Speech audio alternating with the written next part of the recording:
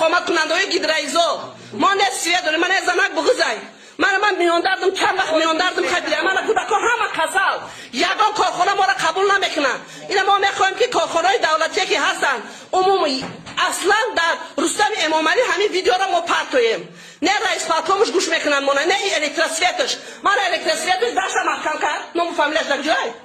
یگان تا ما را قبول نکرد ما را امنیت پرسون نیست امنیت پرتوینشونن برای چی ما را برای حق حقوق شهروندی خدمات ما را میگن در امنیت پرتو در بازار هست سویت در دامی بلش هست دیگه سویت هم میتین نگاه میکنیم دست کشلاکا دارن گیدرایزا سویت نداره 1 ساعت 2 ساعت گفتن دروغ هم میگن 5 منوت میتین سویت را میکشن 2 منوت میتین سویت را میکشن همون خیلی ما در سویت عموما نمیتین من مردم گیدرایزا همه آمده گیای